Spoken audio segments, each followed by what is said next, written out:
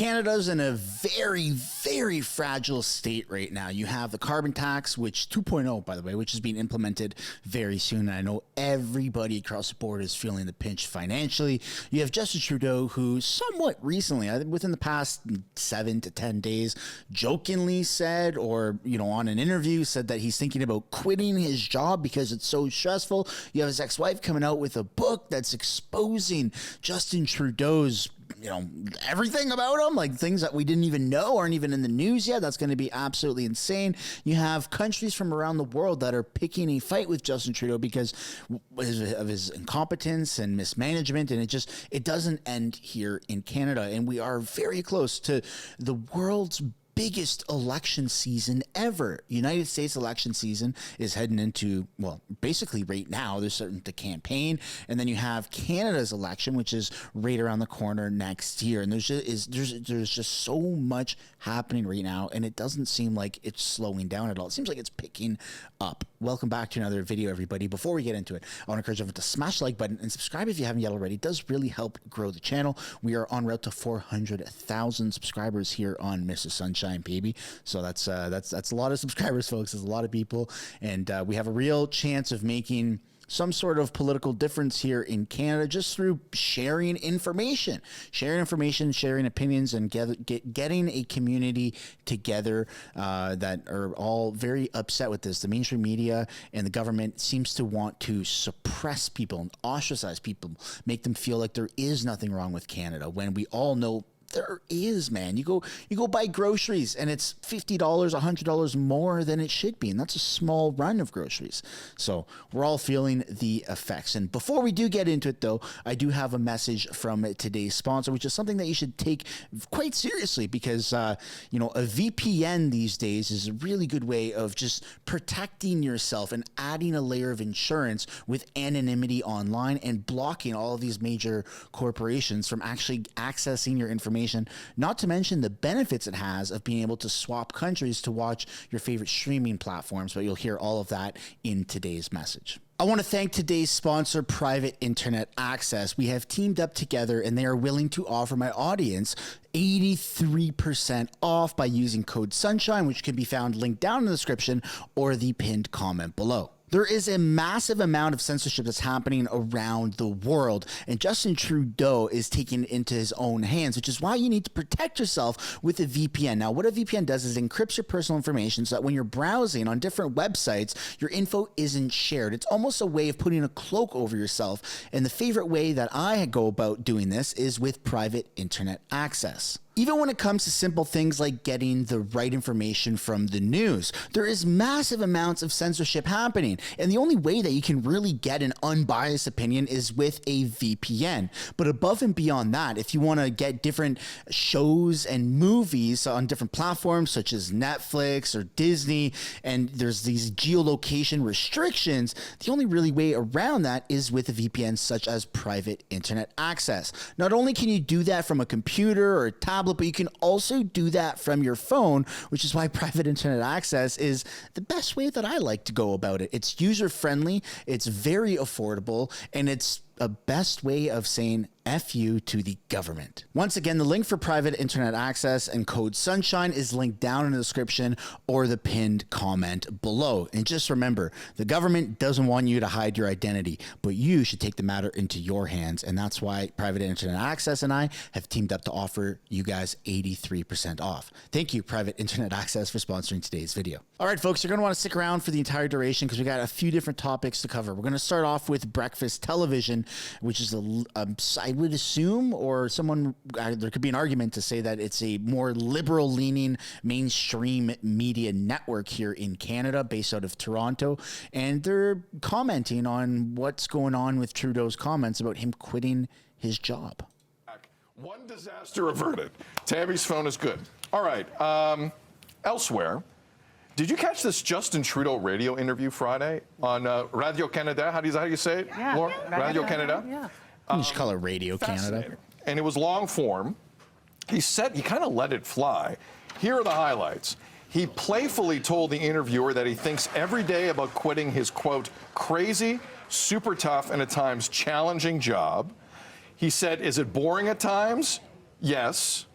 But amid all the domestic and international challenges, Trudeau said, and you could tell by the energy when you hear this, that he is very determined to stay on the job. Women's rights, LGBTQ plus rights, climate change are at the top of his to-do list and to protect list, no question about it.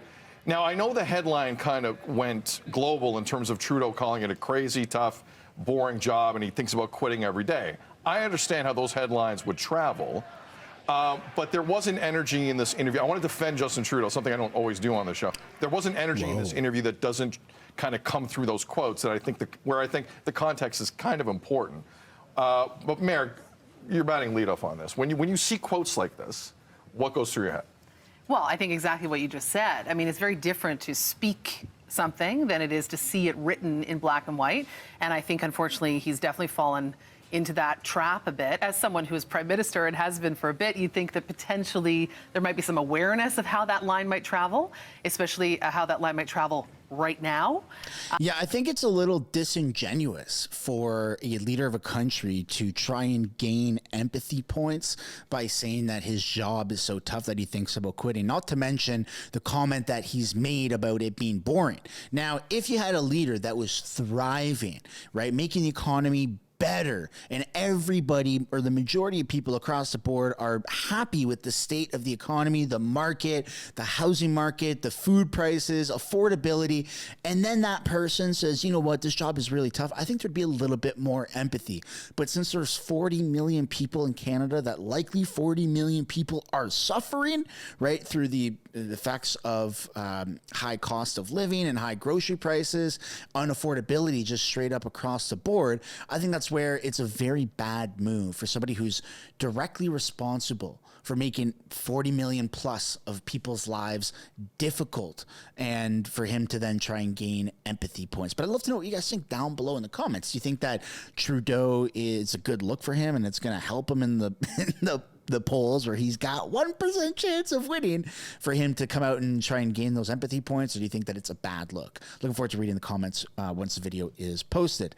Next up, we have Christia Freeland, who says some very weird things at a committee hearing. Let's take a look at what she says.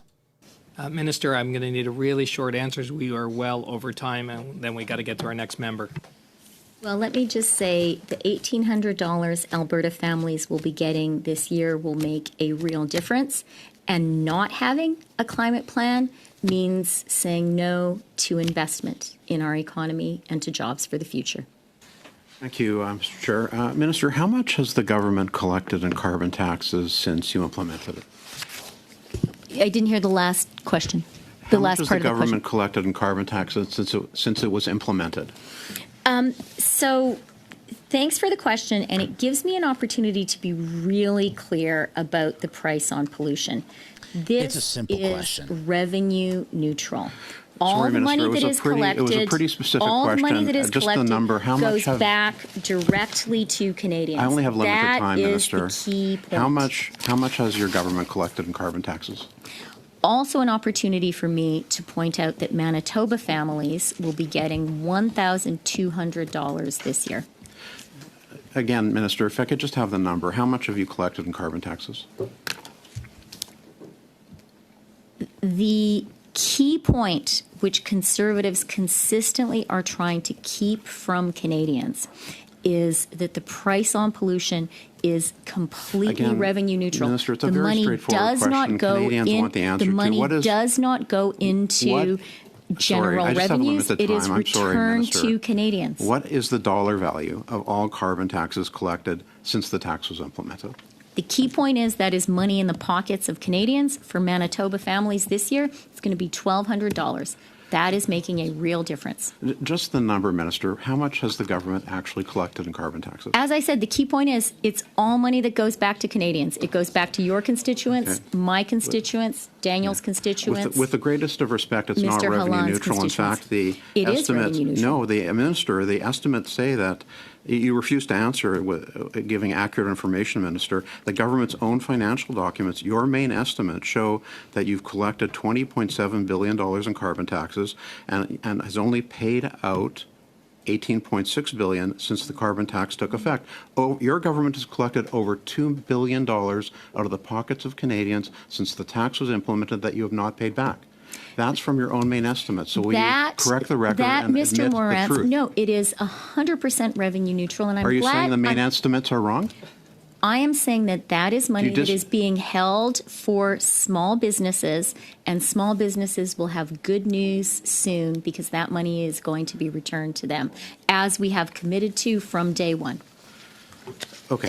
This has been debunked, right, by Pierre Poilievre and the Conservative Party of Canada, where they've come out and they've actually shown the numbers. And I think it's something along the lines of maybe 22 billion or 27 billion is the actual amount that Canada, the government of Canada, has received from the carbon tax since it's been implemented, somewhere in that ballpark, and the amount that's been given back through carbon rebates is about 18 billion or something along those lines. I know there's a good sizable margin of where Canada is actually making the money back and profiting off of the carbon tax. So you're not getting back more than what you put in. You're getting significantly less. And I might be getting the numbers mixed up here and there, but it's all been very clearly laid out by Pierre Poilievre, the leader of the Conservative Party, and other politicians. And we might see that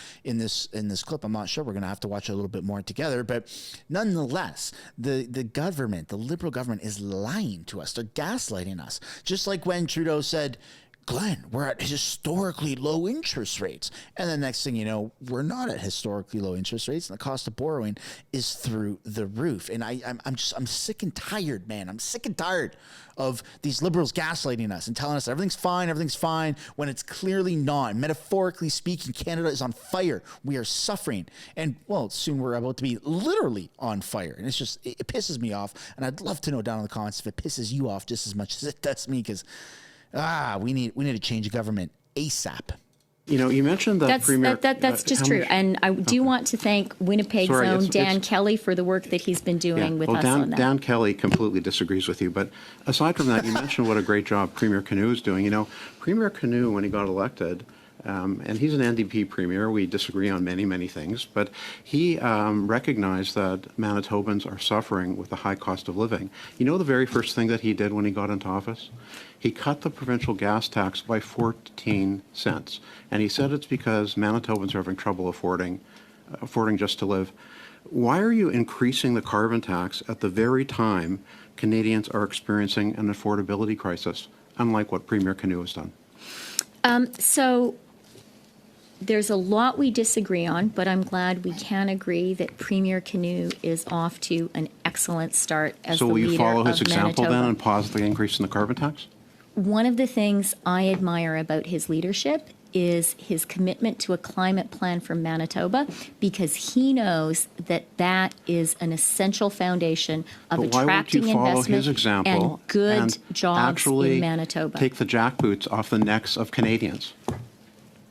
I must say that language is entirely inappropriate when we're talking about a democracy. Well, I began by talking about Prime Minister Mulroney and the exceptional courage he showed in recognizing Ukrainian independence. There are people in the world right now who do have real dictatorships oppressing them, like the people of Ukraine. And to use that language... That's a very weird thing to say. I mean, some people may agree with it, but she's been very much Slava Ukraine, and she just said that Ukraine's a dictatorship.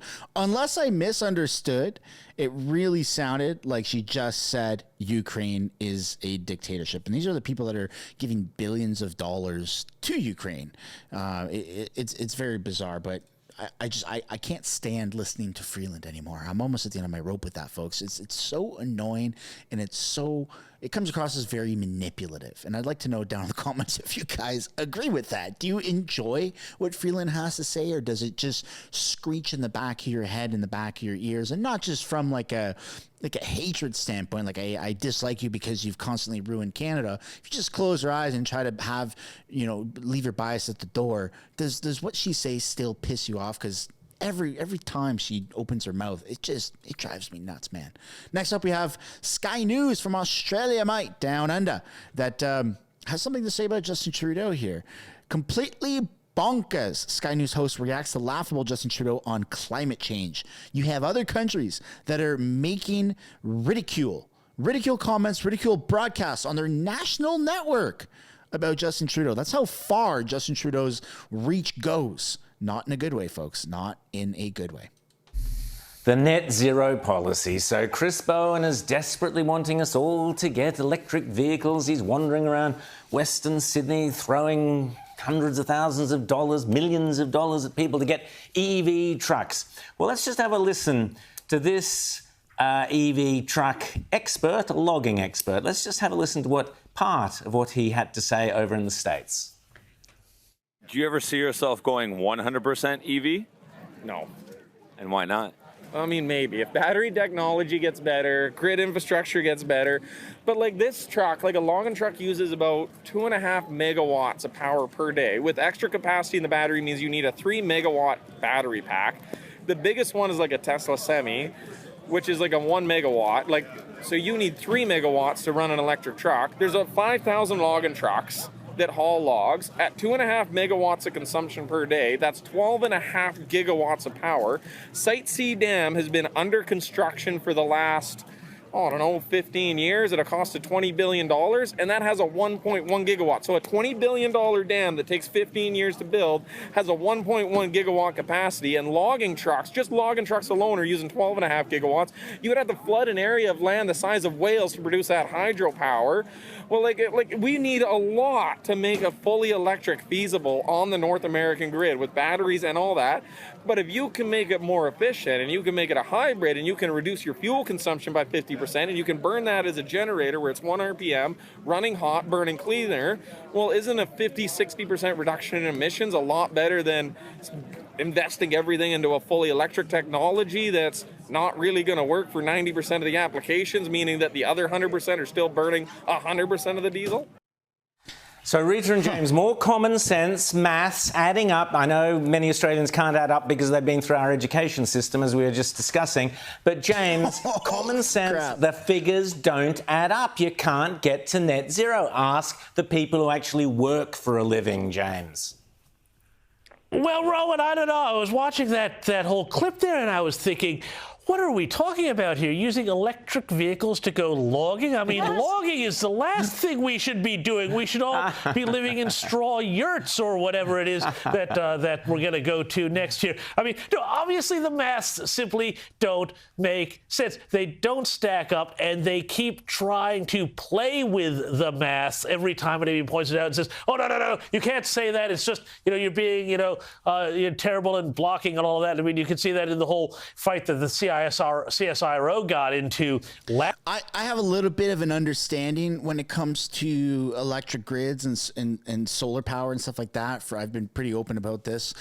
Maybe this is the first time you're hearing about it, maybe not, but I lived in a van for 4 years. 2 different vans, 3 different conversions. I had solar power that I wired myself on the roof, and the wires come down through the van into a charge controller. In the last instance, 2 different charge controllers. That goes into an inverter, and then that connects to my, once upon a time was gel batteries, and then it was lithium ion batteries. And the cost of batteries is thousands of dollars. And the amount of electricity that it produced, where I had picnic table sized solar panels on the roof of this van, was enough to power your modern day high-end gaming computer with like a 3090, 4090 graphics card, right? Like super high power with 1,000 watt, components in it, and all these lights and fridges and freezers and the whole, the water pump and all those things.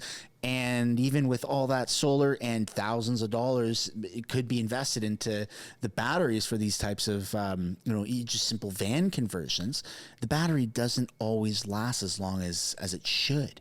And when you're looking at cars, I mean, even your phone, how many times have you run out of juice on your phone? This is the bread and butter of everybody in the first world, right? When your phone dies, it feels like it's over. You can't see the time. A lot of us aren't wearing watches. You can't pay for things. You can easily double tap the side of your phone and have facial recognition recognition, and you can pay for things. You don't even have to carry cards or cash around anymore, for crying out loud. I know a lot of viewers that are watching this really believe in cash and gold and things like that, and that's fine. I believe in that stuff too, but it's still just, we have a big reliance on this, just even for communication with people. And when your phone runs out, it feels like the end of the world. So imagine if you're driving trucks or logging trucks and you're way deep into the back country. It doesn't make any sense. It doesn't make any sense. And a lot of people that are making these decisions have no idea about any of this information. They're just suits and ties sitting in their fancy parliament buildings, overpaid or underworked or both, and they're making decisions that impact nations, and they have little to no knowledge, and they consult people that have a bias because they want to keep getting paid, because the consultation fees are insane. They're contracts, they're government contracts. So if you're offered potentially, I don't know, $500,000 to $5 million for consulting something that you're somewhat versed in, don't you think that you would do what you can to maybe make sure, maybe your integrity would be left at the door, and you would say things to please the people that are paying you instead of being truthful and honest for that amount of money? That's how the world works. You're offered immense amount of money for confirmation bias, and that's politics. I mean, does it sound corrupt? Because if it does, you would be right. That is corrupt. Let's take a look a little bit further here, what they have to say. Rita, the EVs have been a disaster for the CEO of Herz. He's been fired, Rita, for going down the EV route. That cost him his job. Well, I'm not surprised. I think I mentioned on this program earlier, I had to rent a car for about 3 weeks in the US, and they are just trying to give you these EV options. They're the cheapest available out of the entire fleet, and no one wants them. They're so cheap because there's absolutely no demand from people renting cars. Why would you want to be dependent on some machine that you need to attach to a wall for 12 hours or 3 hours if you've got a fast charger, where your entire driving experience is going to be impacted? And in a big country like America, a big country like Australia, it makes zero sense. Maybe if you're living, I don't know, in Brussels or little European countries, cities where you're driving 5 kilometres a day, yeah, maybe. And the worst part of that all is when, even if all consumers like you and I, regular Joe Schmoes, were to switch all of our cars to electric, you still have people that are flying planes, fossil fuels, folks, fossil fuels, and they're the biggest contributors of carbon, right? So it's kind of hypocritical. Talking how climate change and democracy don't seem to work together. Have a listen. We're all facing a series of challenges, new and old. We're still reeling from a pandemic that put immense pressure on our democracies. We're seeing growing distrust of government and media and increased polarization exacerbated by misinformation and disinformation.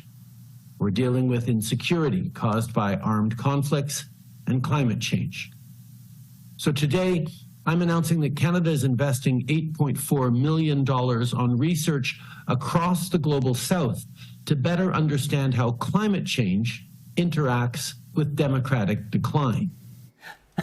That's not even how that money should be spent in Canada. It's not $8 million invested into carbon capture technology. It's $8 million that's invested into figuring out why people are so against this whole climate change push. It's just insane, and it goes back to the point I just made about being paid an exorbitant amount of money through contracts to kiss somebody's arse, to give them the confirmation bias so you can continue to get paid. And it's a vicious cycle, and it's extremely dangerous, especially when we're at a time like this where it feels like it's good versus evil. Now, when it comes to climate change, is the world heating up?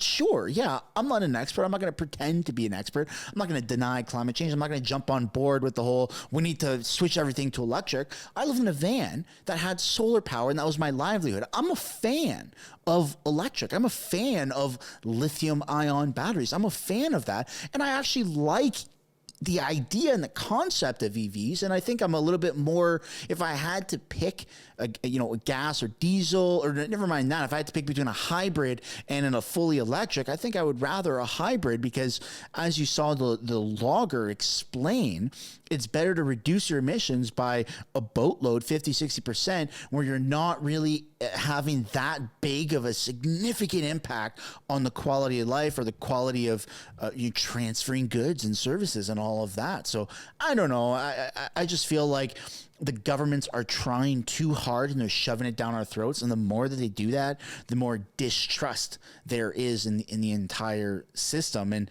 maybe it's with good intentions, maybe it's not, but it's hard to see it as it is good intentions because it seems so forcible and it doesn't seem genuine. But I'd love to know what you guys think down below in the comments. Do you own an electric vehicle? Are you pro EVs? Are you a fossil fuel type of gal? Like, what is it that you drive? What is it that you prefer? And yeah, that's where we're going to end today's video, folks. Thank you so much for watching. Don't forget to smash the like button and subscribe if you haven't yet already. It does really help grow the channel. And one last thank you to today's sponsor, and I will see you on the next one. Bye for now.